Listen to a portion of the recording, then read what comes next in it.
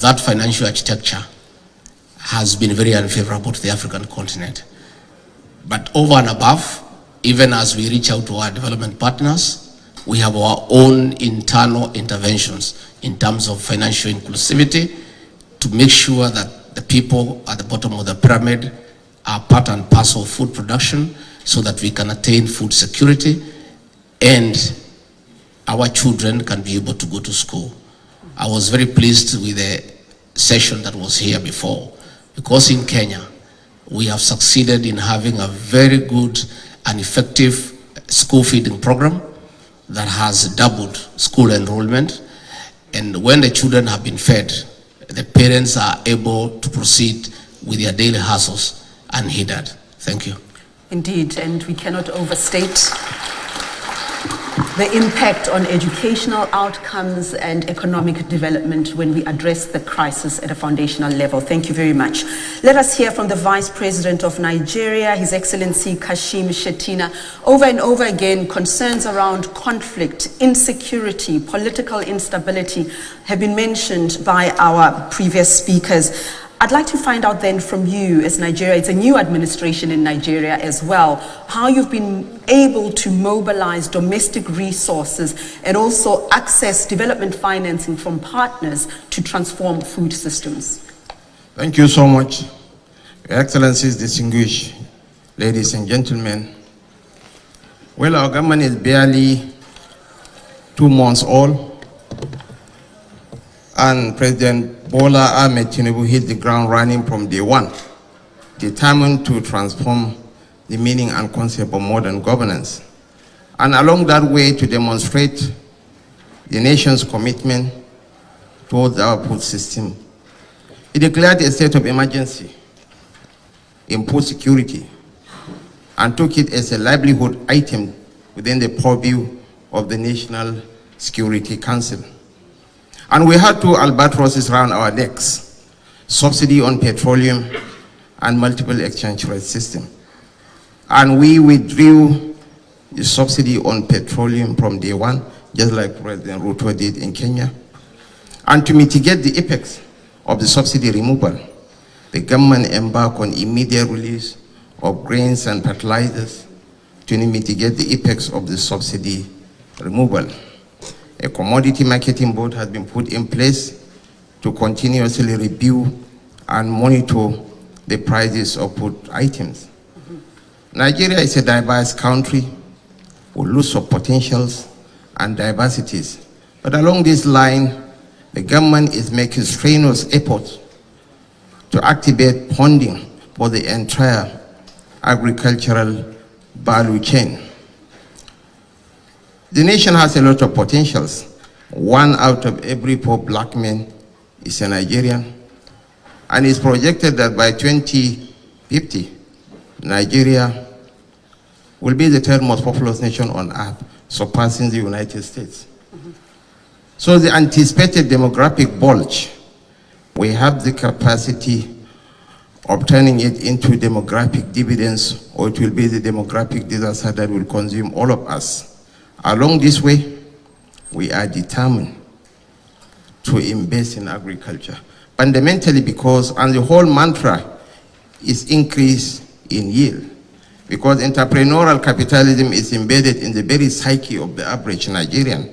But why we will have 133 million Nigerians suffering from multidimensional poverty? Our people lack the wherewithal to be placed in Jeffrey Sachs' first ladder of development. But the president is determined to reposition the Nigerian nation, activate the river basin development authorities for enhanced food production and livelihood support to Nigerians.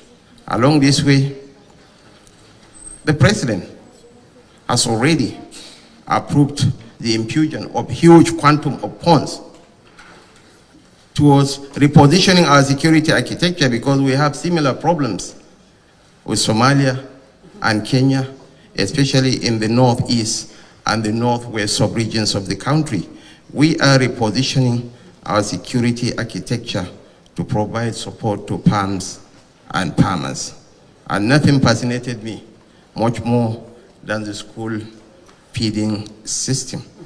I listened with rapt attention because it's the greatest game changer,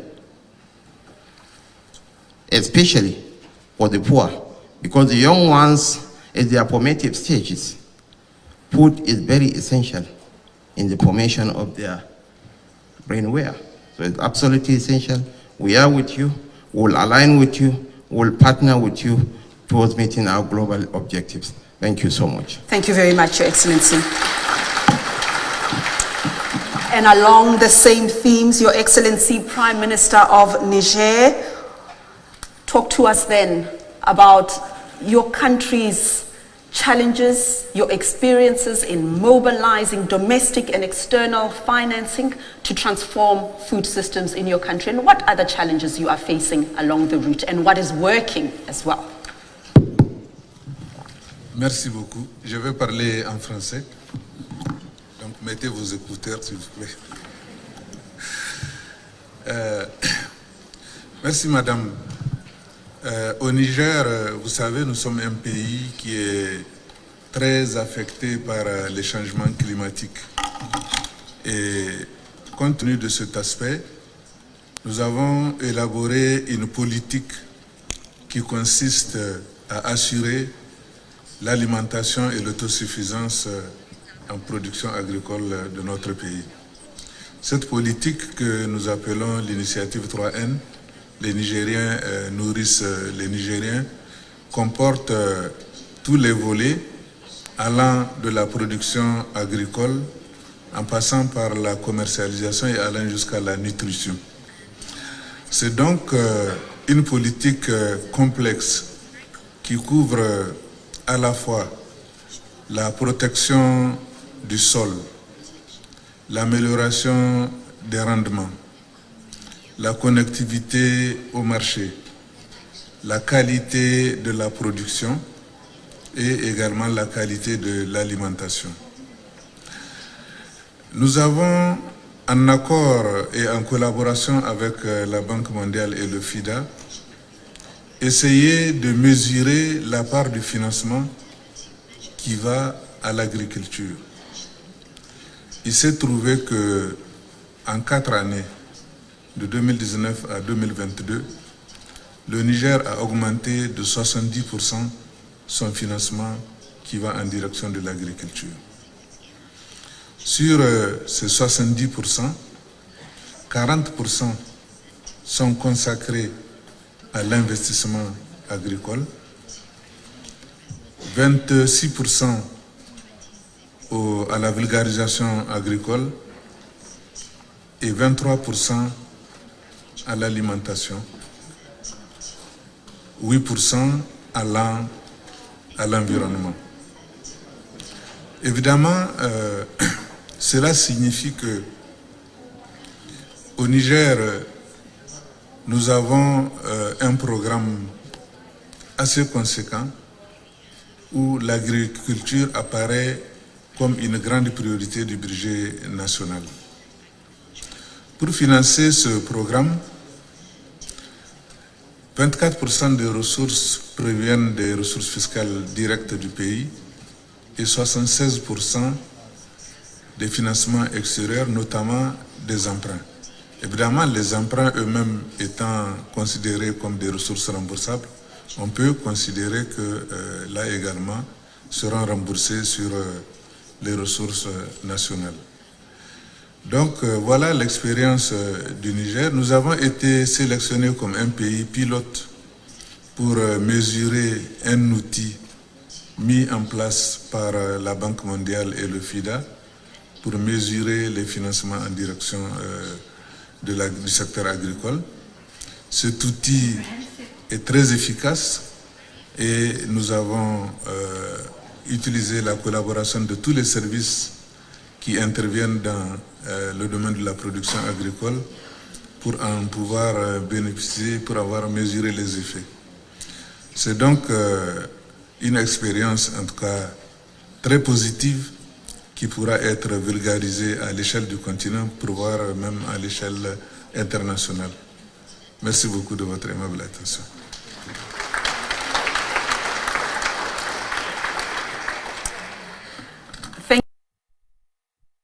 let you in on a secret. I cannot tell you how excited IFAD and the World Group Bank are about this tool, and you have touched on it. We're going to elaborate on it in the second segment because it speaks to exactly what I was trying to say earlier, that we're not just talking, that there is a tool, it does work, there are solutions, and Niger is an exciting case study. We'll hear more from you about that later on. Thank you very much, Your Excellency. Let me thank you all, Your Excellencies, for getting us started today. I'm going to invite you to take your seats, to return to your seats. We thank you so very much for highlighting your country-specific circumstances, but also talking candidly about why we need to reform the international financing architecture. Thanks indeed.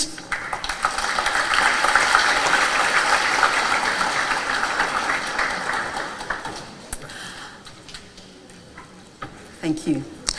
I would like now to invite the President of IFAD to join me on stage. Alvaro Lario, please come on stage. Thank you.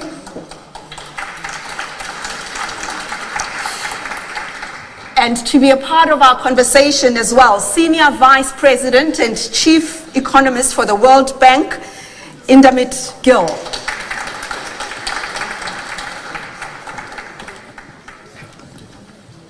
Thank you.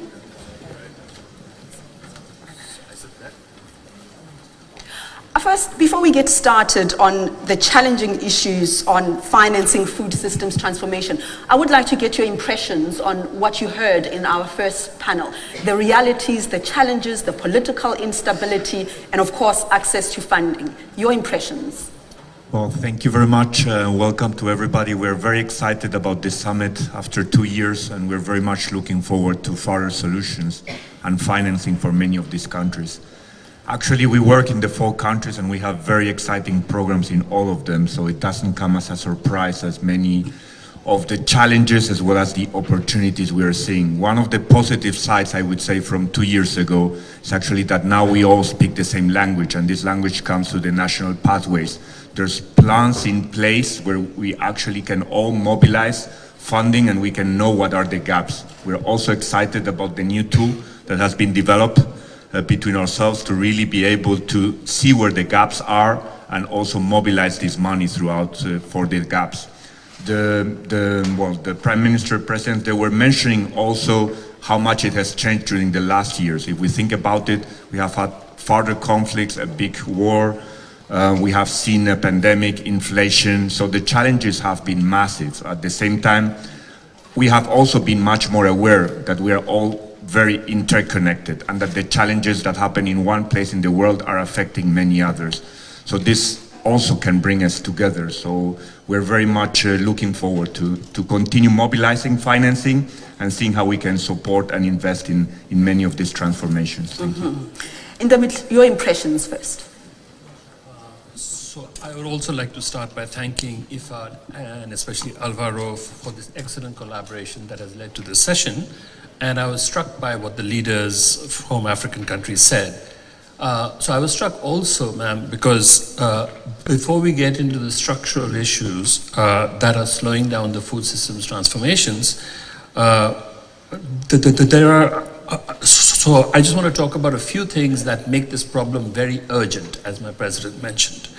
So in the first quarter of this year, we actually published the World Bank's Commodity Markets Outlook that reported that domestic food price inflation in emerging markets and developing economies was 20% in the first half of this year.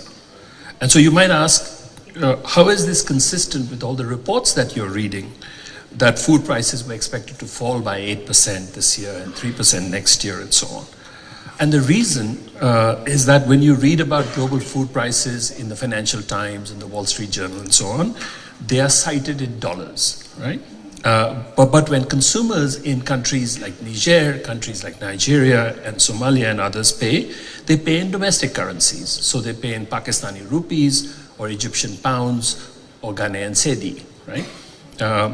And so if these, so you can get food prices falling in dollars, but if these currencies have then depreciated, what you end up with is domestic food price inflation that can be massive. So for example, if you look at these three countries, Pakistan and Egypt and Ghana, they had among the five worst performing they had the five worst performing currencies in the first half of this year. They had essentially depreciation of more than 30-40%.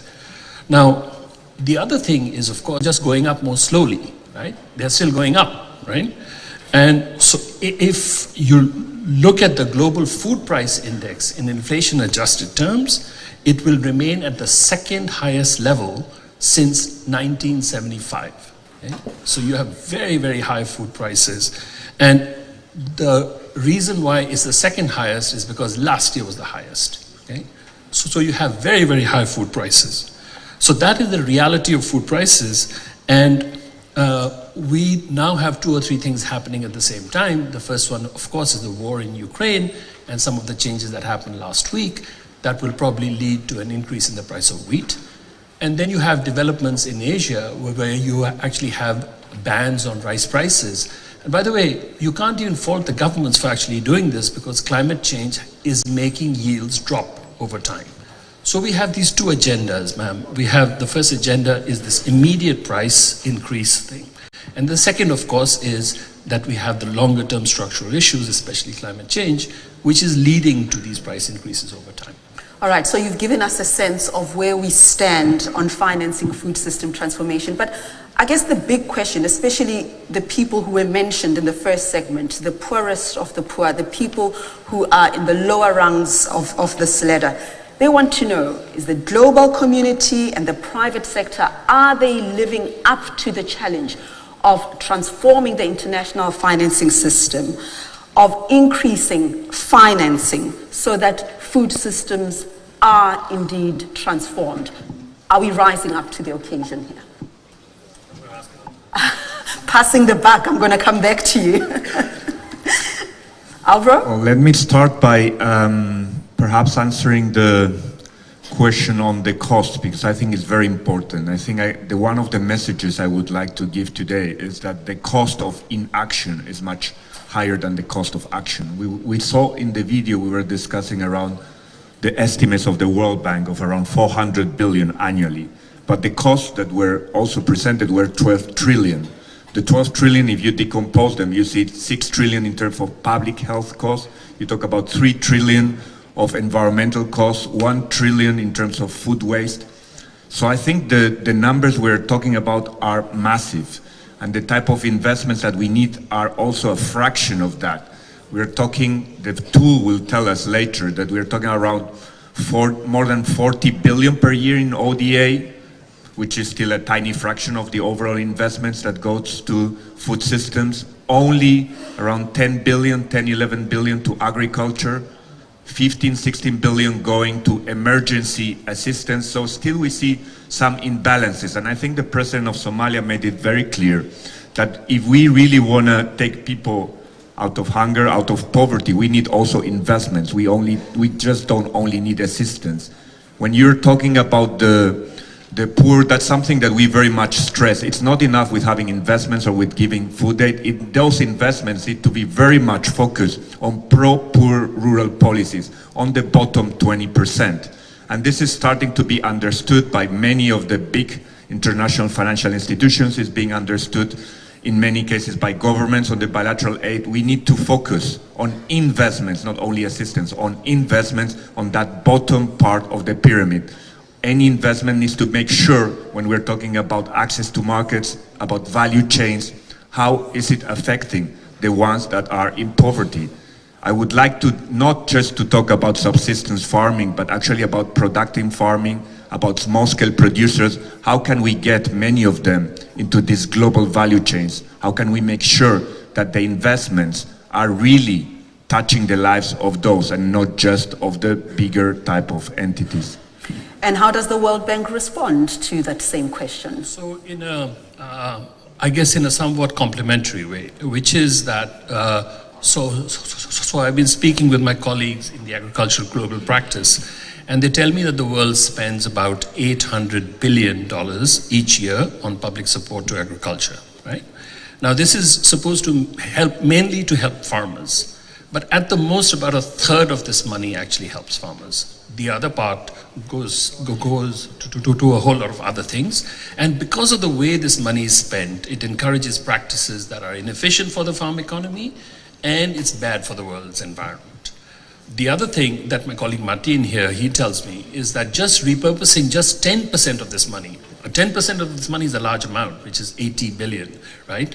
We can simultaneously do 4 things. The first one is we can improve food security, we can make healthy eating affordable, we can reduce poverty, and we can bring GHG emissions down by 40%. So the first time he told me this, my first reaction was, wow, you know, you can do all of this stuff just with 10% reallocation. But then the next question is how? And I think this is something that everybody has to get involved. The European Union, the United States, big countries like India and Brazil, and everybody else, right? Now, but the other point is that even if the spending is made better, the world will need another 50% of this, which is another 400 billion. So the total amount of spending that we probably need if we do this right is more than $1 trillion, because it's a huge task, it's a difficult task, right? Now, it's not easy, ma'am, it's not easy to make a case for more spending, right? So one area, for example, is agricultural research and development. So I read a very good book, I read a really good report by the Gates Foundation recently that agricultural research is among the top 4 investments with the highest economic returns, along with education quality, maternal and child health, and trade. And the returns to some of this are like more than 40%, right?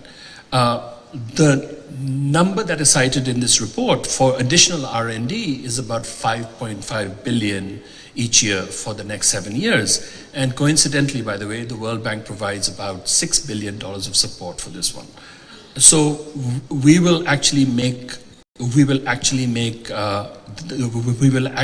talk about these numbers and so on as we're trying to reform the World Bank and scale it up. One last thing is that this is not chump change, right? 6 billion here, 5.5 billion there, but it's just a small fraction of what we need.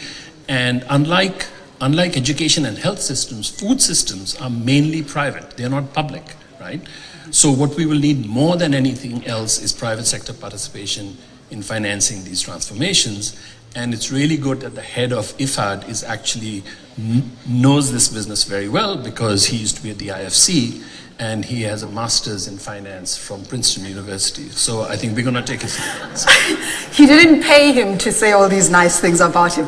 Okay, I'll tell you what, let's just get some help, just to scale up the conversation here, to find out what we need to do to complement traditional efforts to help partner countries in financing and transforming food systems. So to help us along with that conversation, I'd like to invite the president of the Islamic Development Bank, Mohammed Sulaiman Al Jasser, if you can join the conversation, please. Thank you. Also the Vice President of Finance for the African Development Bank, Hassatu Nsele, please come and join us.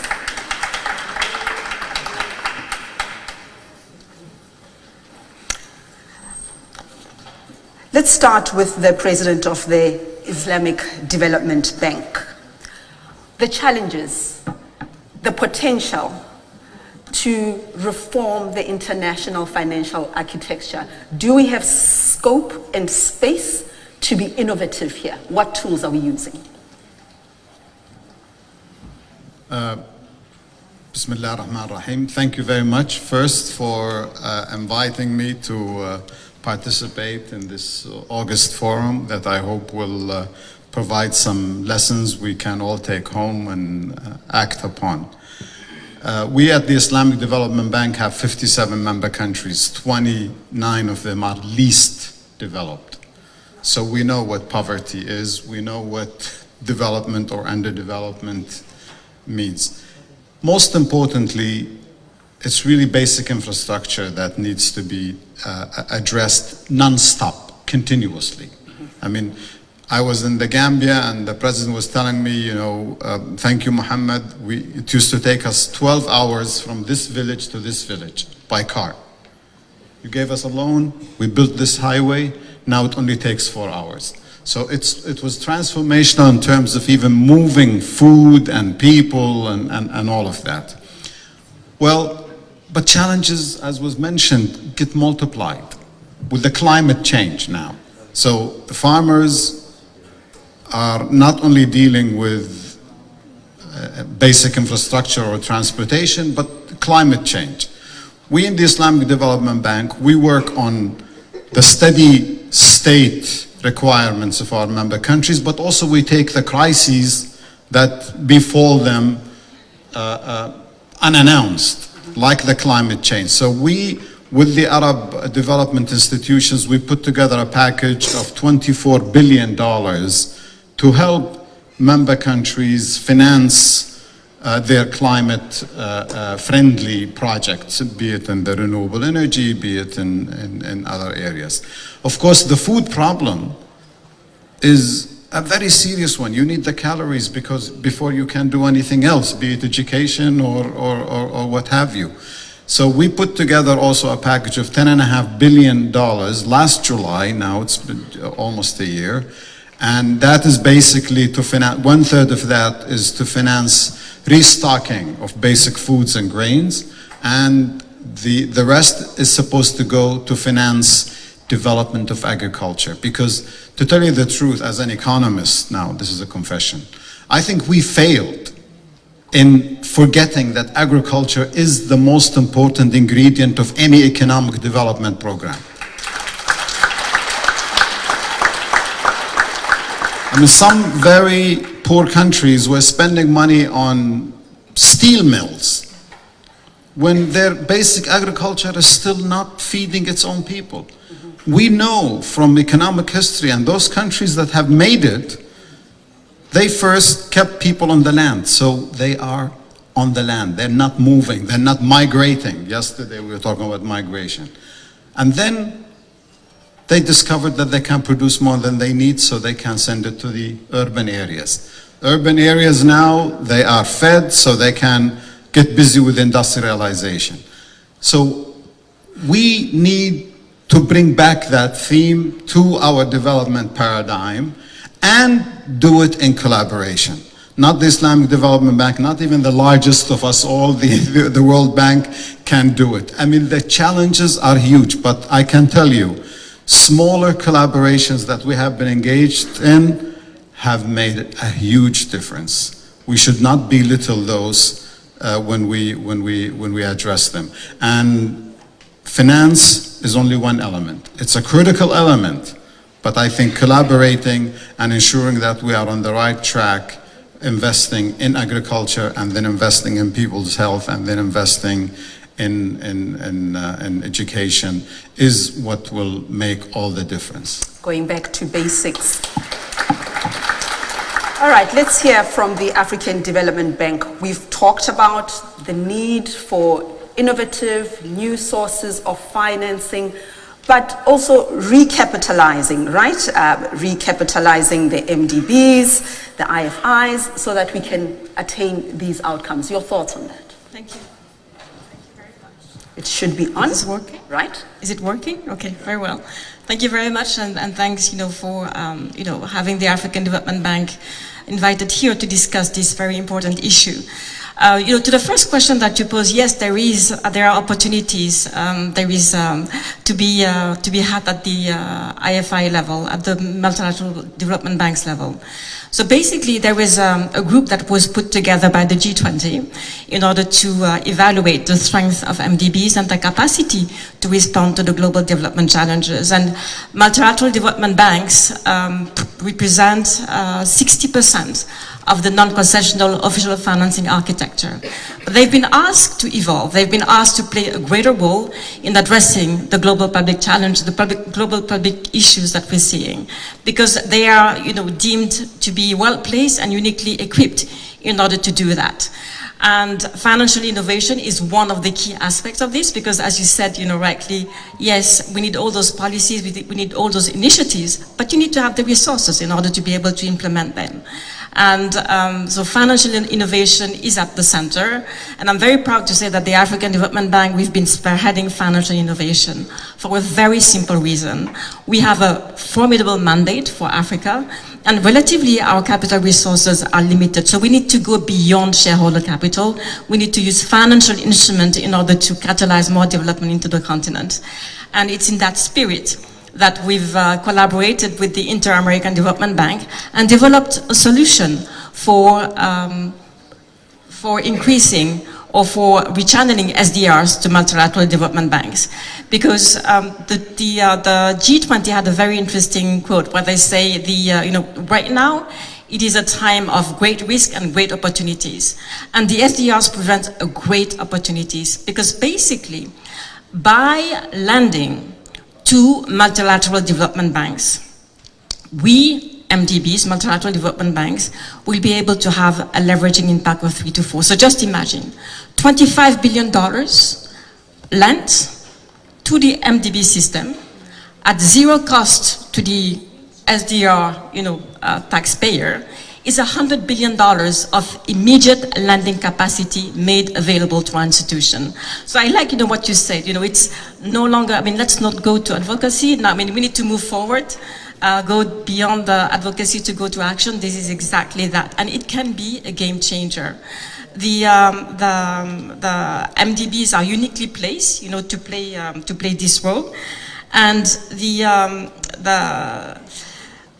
let's say that it's been, it's taken a lot of time, but I think that we are at a place now, and this was said by one of the previous speaker, like the president of Somalia actually, that traditional financing needs to evolve, and this is exactly where we are. There needs to be a reset, because the SDGs are not going to be met in 2030. And at the pace at which we're going, they are not even going to be met in 2040. I'm sorry, that's the reality of it.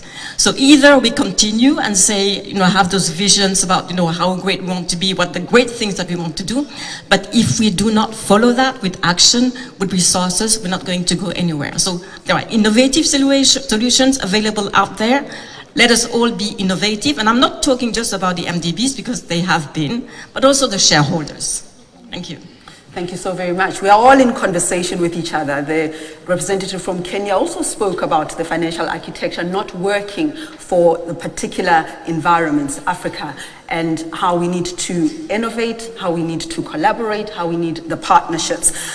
We are running out of time, but I do want to ask a final question around the importance of data, because that's what will shift the needle. That's what will inform our path forward as we go to our next segment. Perhaps you'd like to talk to us about that very briefly as we wrap up. Yes, thank you very much. So we will be launching we are launching the 3FS, a tool that will be measuring the flows in terms of food systems. Up to now, we had more of national budgets on agriculture, but we need to take into consideration the entire food systems, and this will make a big change. And I think the president of Islamic Development Bank was mentioning it. Food systems is not just about agriculture, it's about distribution, it's about transportation, it's about storage, it's about commercialization, access to markets. So all of this needs to be taken into consideration, and measuring how we can be able to invest in these areas, as I said before, so that they can also impact on the bottom of the pyramid. And these are the people that we should very much focusing on, making sure how we are investing and how it's transforming the lives and transforming the communities. For this, it's not just one sector, it's taking into consideration all of these sectors. And I think this tool will help in informing many of the policies, just as the national pathways have been also fundamental on seeing how we can channel the resources towards the specific budgets. President of IFAD, Alvaro Lario, thank you very much for joining us. Indamit Gill, Senior Vice President and Chief Economist of the World Bank, Mohammed Suleiman Al-Jasser, President of the Islamic Development Bank, and Hassatu Nsele, Vice President of Finance for the African Development Bank. Thank you very much. You may take your seats.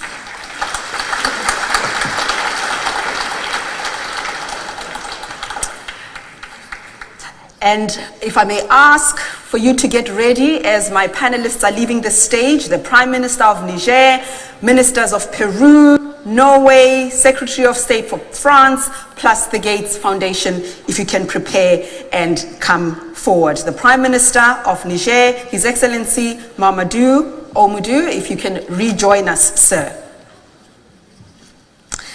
And His Excellency Segundo Regulado, Vice Minister of Agriculture for Peru.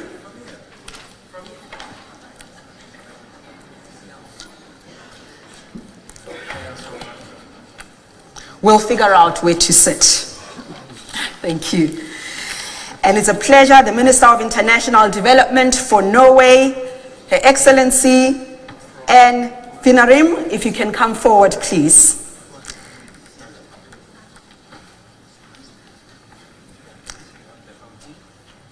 We have the Secretary of State for France. Norway, yeah. I like that you are so proactive, Secretary of State for France, Her Excellency Chrysula Zakharopoulos. Welcome. And of course, Roger Foris, Vice President of the Gates Foundation.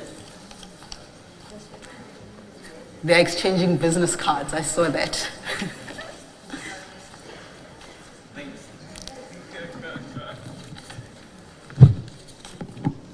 Welcome, welcome.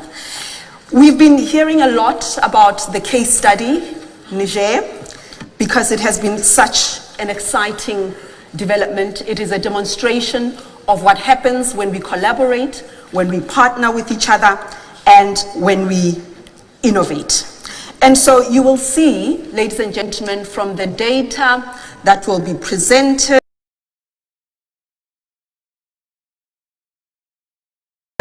we will explore the significance of the new 3Fs tool that can be applied to any country, but has been piloted in several countries, including Niger and Peru. We will start this morning with Niger. I do want to spend just a few minutes talking through the data and what it tells us. It is one of the first countries in the world, together with Peru, that is piloting this innovative tool. IFAD and the World Bank have been developing it with other support from FAO, OECD, GAIN, ICA, and ITA to help countries target and mobilize financial flows for food systems transformation. Now, the 3Fs aims to give decision makers like you real-time data on financial flows to food systems. I've been informed that the 3Fs are really based on the basic principle that impactful financing decisions are a function of both timeliness and quality of financial information. Let's just look at some of the results of the 3Fs prototype and what it actually means for Niger. It looks at domestic funding, and you've also heard about ODA, how this is being delivered to transform food systems. And we'll hear the question of Niger. Let us start with you then, Your Excellency. So the trend of government financing, you touched on it in your opening address. The trend in the spending of the government of Niger on food systems, despite a global context of crises that we've been speaking about, the war, we're just coming out from a pandemic. Niger has increased. It has actually increased domestic research mobilization, which is government spending to food systems by 69%, almost 70% increase of the past 4 years. How did you achieve that? Merci beaucoup. Effectivement, le Niger est un pays qui fait face à de nombreux défis. Comme vous le savez, nous sommes un pays qui est très affecté par les changements climatiques, de par notre position géographique, juste au sud du Sahara, en plein milieu du Sahel. Et compte tenu de cela, avec l'élévation de la température, le Niger fait face à un défi énorme de changement climatique. À cela s'ajoute le défi sécuritaire, puisque vous savez que nous sommes un pays affecté par l'insécurité liée au terrorisme, notamment à l'ouest de notre pays, à l'est également, à la frontière avec le Nigeria. Et également, donc, nous sommes voisins des pays qui sont actuellement dans une situation assez difficile, notamment le Mali et le Burkina Faso. Malgré cela, nous tenons bon, effectivement, comme vous l'avez dit, comment se fait-il que nous puissions investir autant d'argent dans l'agriculture? Cela est lié à notre politique, l'initiative 3N, qui est une priorité nationale, qui fait partie des 7 grandes priorités que j'ai définies dans ma déclaration de politique générale. Et du fait de cette priorité qui consiste à améliorer la production agricole de façon à ce que, comme son nom l'indique, les Nigériens puissent nourrir les Nigériens, nous consacrons beaucoup d'argent au développement agricole. Et c'est ainsi que, effectivement, comme vous l'avez constaté, en 4 ans, nous avons augmenté la part du financement qui va à l'agriculture de 70%. Your Excellency, more money is absolutely great. Of course, we all need more money. We need more money to transform food systems. But just talk to us then about what the government is spending this money on. Where is this money going? Évidemment, pour transformer notre agriculture, nous devons investir dans l'outil de production agricole, c'est-à-dire d'abord la domestication de l'eau. Nous avions une agriculture traditionnelle qui était basée sur la pluie.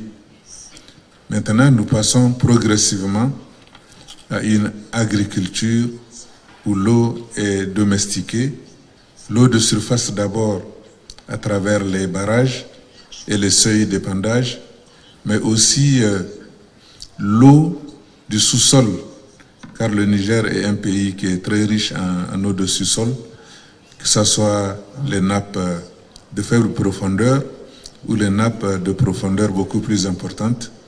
Le Niger est un pays qui est un réservoir d'eau souterraine. Et donc, nous avons ce système de capture d'eau pour lequel nous investissons également beaucoup d'argent. Nous avons également d'autres domaines dans lesquels nous investissons beaucoup.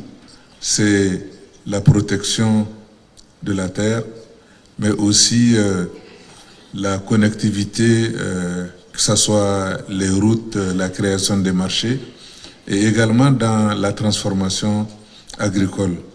Et donc, cela fait que nous investissons 40% de notre ressource affectée à l'agriculture, à l'investissement.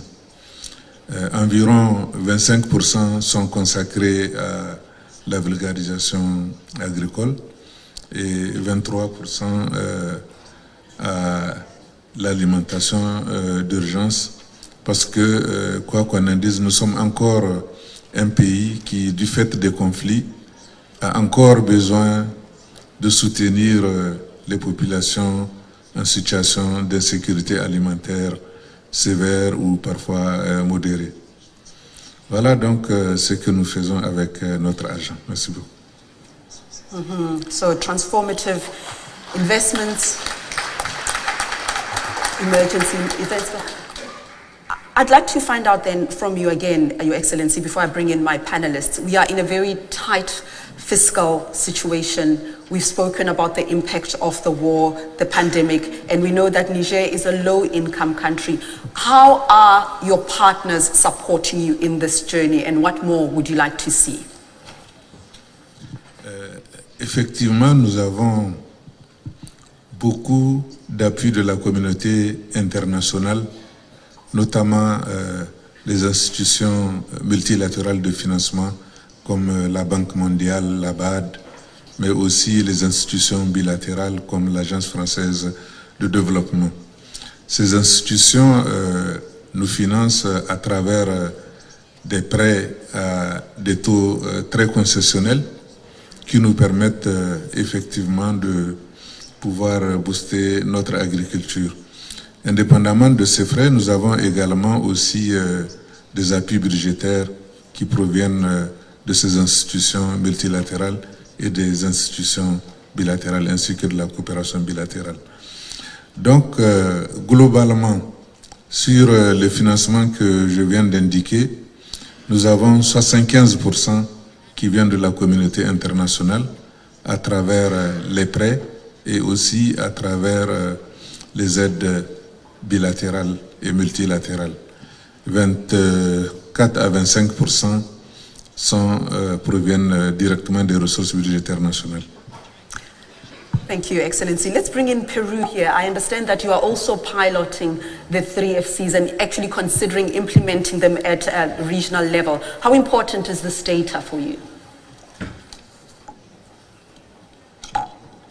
Perú. Sí, muchas gracias. Qué grato y necesario tener estos espacios para poder compartir, debatir, compartir temas de interés nacional, regional, nacional, mundial, ¿no?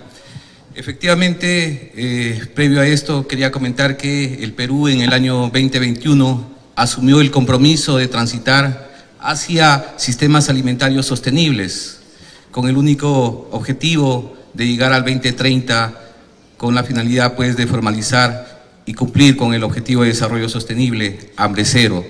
Para ello pues estamos trabajando intensamente. Es cierto, el sector agrícola en el Perú ha sido fuertemente golpeado, hemos tenido el COVID, hemos tenido el tema climático. En los últimos meses, este año Perú ha sido fuertemente golpeado por el tema de las lluvias, las inundaciones, la sequía, las heladas. Sin perjuicio de ello, nosotros venimos trabajando y qué importantes son estas alianzas para poder pues sacar adelante el sector agricultura, ¿no? Lo comentábamos y siempre decimos, sin agricultura pues no hay alimentación, y Perú es un país que se caracteriza por brindar pues tema de alimentos a nivel regional y a nivel mundial. En dicho contexto, el uso aún inicial, incipiente de esta herramienta 3FS nos ha permitido hacer una primera aproximación respecto al gasto público destinado a los sistemas alimentarios, por lo que en esta primera etapa consideramos que es una herramienta útil. Sin embargo, cabe precisar y cabe resaltar que estas estimaciones aún no son las definitivas, van a haber pues variaciones, toda vez que en esta etapa inicial este aplicativo, este programa solamente ha contemplado lo que es el gasto del gobierno nacional. Aún no han considerado lo que es el gasto que se hace a nivel de gobiernos regionales, a nivel de gobiernos locales. El Perú, a nivel de la descentralización que venimos realizando, destina recursos importantes a los gobiernos regionales y a los gobiernos locales. Más del 40% están destinados a lo que es sistemas alimentarios. Entonces, consideramos que con esta data, con este porcentaje, estos resultados después, al finalizar, van a variar considerablemente. Entonces nosotros estamos seguros que así será y estas cifras iniciales que tenemos van a tener una variación significativa. Nosotros recordemos y quiero resaltar que el marco del proceso de centralización, nosotros ya lo comentaba, tenemos más del 40% designado a lo que es gobiernos regionales y locales. La metodología utilizada en este aplicativo está destinada en 5 pilares: desarrollo agrícola y cadenas de valor, infraestructura para los sistemas alimentarios, nutrición y salud, asistencia social, acá en la que se incluye lo que es ayuda alimentaria de emergencia, tan importante en estos últimos tiempos, y medio ambiente y cambio climático. Los recursos nacionales son la principal fuente pues, de financiación de los sistemas alimentarios. Sin embargo, nosotros esperamos que el tema de la ayuda y la cooperación internacional logre incrementarse y lograr pues esta importante intervención que tuvo prepandémica. Cabe mencionar que el principal pilar de asistencia social que nosotros tenemos por parte de los recursos del Estado pues es respecto a la asistencia social en sistemas alimentarios en el Perú.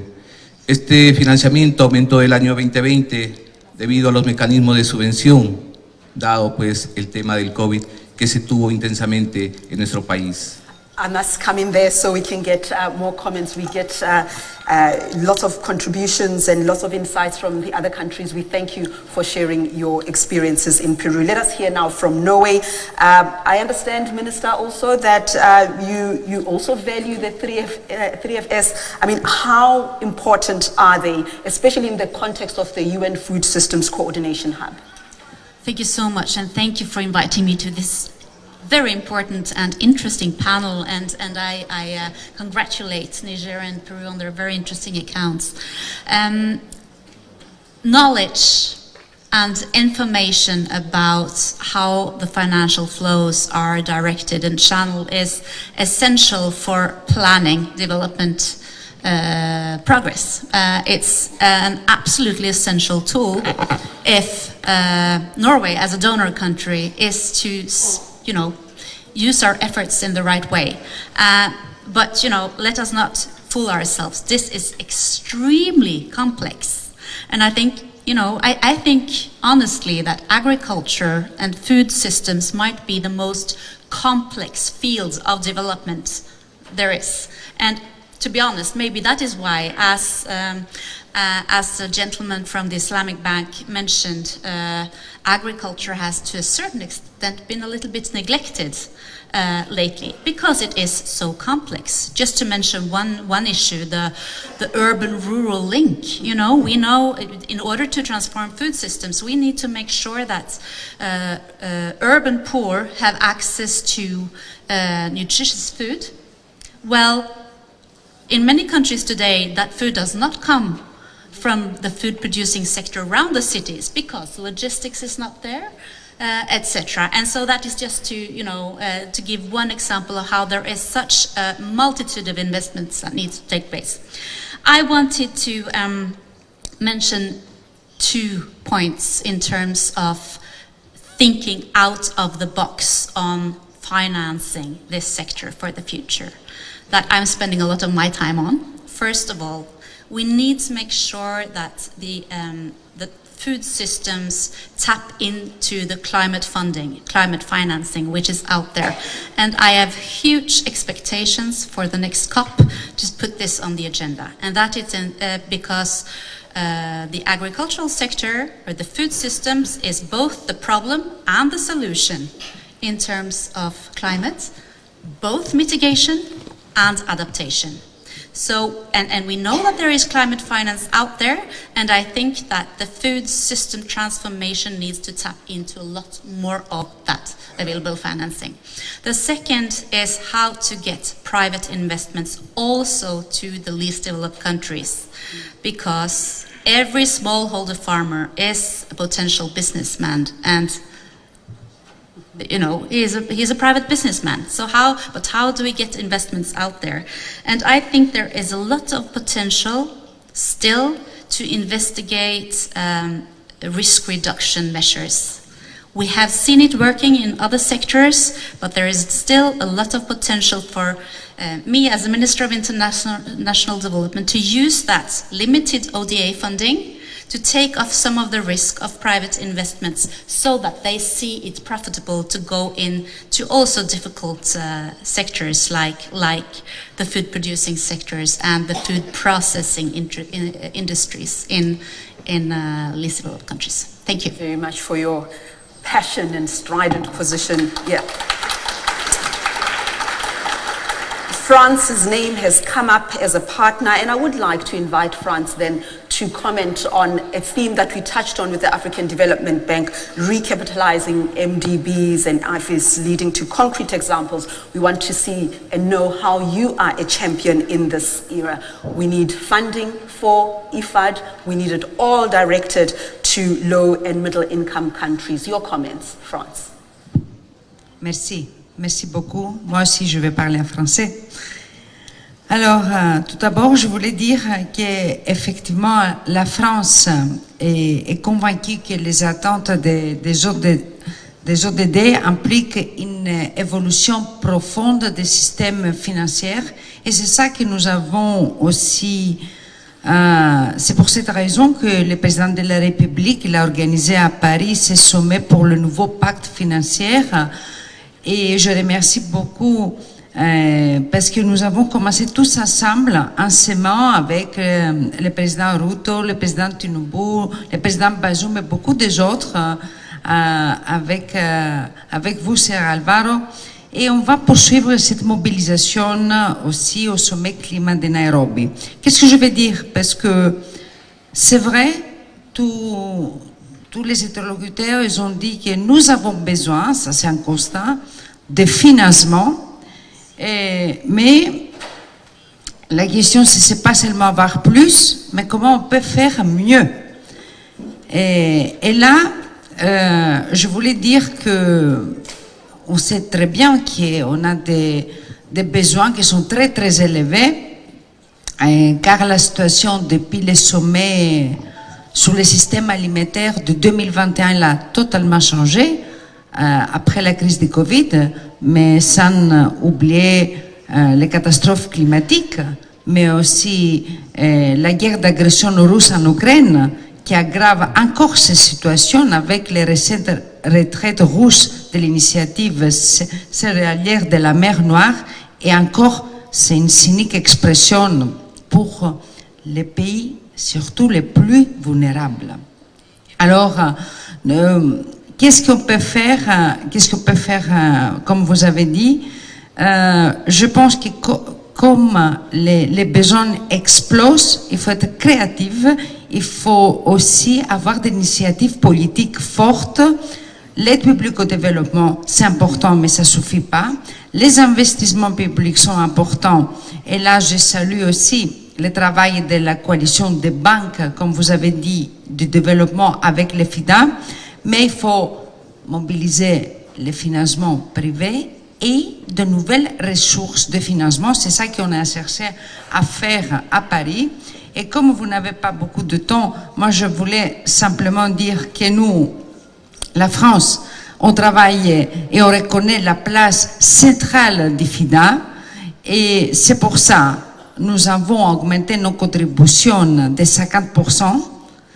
Et pour la période 2022-2024, et nous sommes avec l'Angola, et là je fais même plaidoyer pour dire qu'à Paris, nous aurons la reconstruction des 13e reconstruction des ressources des FIDA, et alors on vous attend à Paris. Il faut que tous on se mobilise pour que les FIDA puissent faire sa mission. Thank you.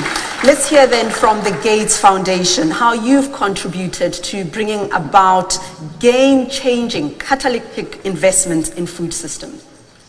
Thanks very much. It's really great to be here. And given this is a food system stock take and we're at time and it's standing before lunch, I'll try and be really quick because I don't want to stand in the way in the midst of a food system summit. But what I will say is a few things. One is, it is complex. The problem of food systems and the aspiration we have around increasing productivity, protecting nutrition and intensifying nutrition, and responding to a global climate crisis are really hard things to get done. But I would say that we've heard on the stage today that we understand the core elements that have to move forward, and there's good evidence around what those core elements are, and I'll lay out 3 of them just to be brief. One is there's insufficient financing going into this sector, and I just applaud France for the leadership it's just shown in June, where we worked with them around how we would actually increase that financing and where that would need to go. But that financing needs to be targeted in the highest value returns of where they can be for smallholders, because they are at the front line of where the crisis is coming. Already there are headwinds of productivity gains. And we have seen, even from our friends on stage today, from Niger, from Nigeria, from Kenya, from both all the multilateral development banks, from Peru, we must get yields up and we must invest in one of the biggest returns we have, which is research and development. We have the CGIAR. Every dollar invested in the CGIAR over decades returns $10 in economic benefit to local communities. This is one of our least funded elements of the architecture, and yet the returns are 10 to 1. So we must fund R&D. We must also get to understand where are the biggest investments going to be.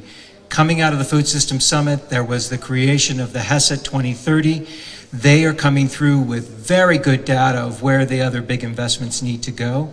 And I would say we need more investments in the data and the modeling, as we've heard, and then actually respond with the right kinds of policy interventions in that set. And the last one I would say is that as we think about the funding for it, as we heard from IFAD, only 1.7%, $10 billion, is reaching smallholder farmers. That is just simply insufficient, given that smallholder farmers in our lifetime have been the largest drivers of people out of poverty. And we have seen a huge reduction in poverty in Asia.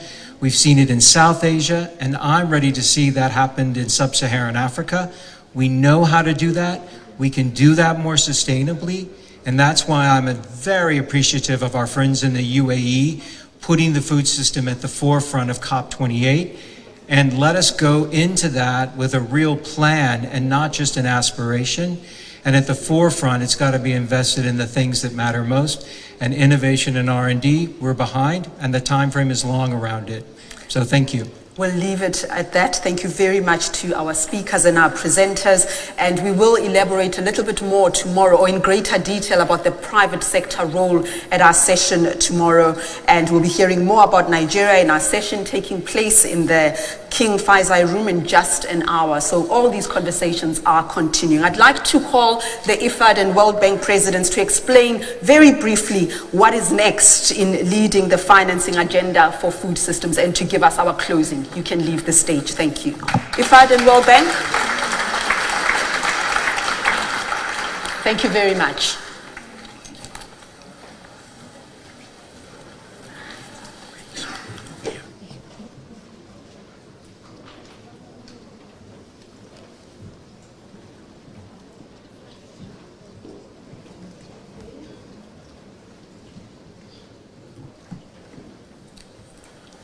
That's it. That's the closure. In 2 minutes, what next, and the way forward. Well, thank you very much to all. I think the session clearly highlighted the importance of food systems, agriculture, especially small farmers, in lifting millions of people out of poverty. So the three main aspects we discuss relate to finance, to data, and to political will. In terms of finance, we're very much looking forward to the conversation on the private sector. I believe with the World Bank, I was recently also discussing with IFC. I think now there's the political will to really go to the bottom pyramid, to focus on investments in small-scale farmers, where it's from the private sector. I think what we also need is the political will, the regulation to make that happen. So in many cases, the right policies, like they were discussed, are very important. And finally, I would say also climate financing is also a very important aspect that was brought forward, especially for small-scale farmers, and data and R&D. So we will continue working with all of you in terms of informing the right policies, and I would say on how to mobilize climate finance and private sector financing to that last mile. Thank you. And from the World Bank, Mr. Gill? I've heard about the 3 N's, which actually indicate what happens when you have political leadership. You get, you actually get far more investments into agriculture, especially the right kind of investments. Then we have heard about the 3 I's actually from me. One is the first one that that you have to improve the incentives so that the money that we are spending already goes to farmers instead of other people, especially smallholder farmers. The second is to actually encourage innovation, and I agree with a colleague from the Gates Foundation that I think the most important thing there is agricultural R&D. And then the third one, of course, is very important, that we actually increase these investments, especially get the private sector in, because like I said earlier, this is a sector that is actually mainly a private sector. So for these 3 I's, we actually need a 4th I, which has to be information. So we need to know where this money is going. And I think that's where the 3 F's come in, the financing flows into food systems. And I think that that tool has to be used everywhere, the way that Niger has used it, and Peru and others have shown how best to use it, so that we know that this money is getting, that we are putting this money into the highest return uses. So 3 N's for leadership, 3 I's for efficiency, and then the 3 F's for information. And the 3 F's are our favorite. You're going to hear more about these tools at our next session. That is on Wednesday morning. I did promise you that there will be a special dialogue with the private sector. We will hear more from the Olam and the Gates Foundation in our session tomorrow. Let me remind you that we will be hearing more about Nigeria. The session is taking place in just an hour at the King Faisal Room, and do join us there. I do want to steal the words of our minister from France. You said that we don't just need more money, we need better money. Using it equitably, fairly, with the bigger picture in mind and consideration for local circumstances. Let me thank you, ladies and gentlemen, for joining us this morning in our high-level session on financing food systems transformation, and to all our panelists whom I didn't thank properly because of pressure of time, thank you for your generosity and for your expertise. I look forward to seeing you again tomorrow. Thank you.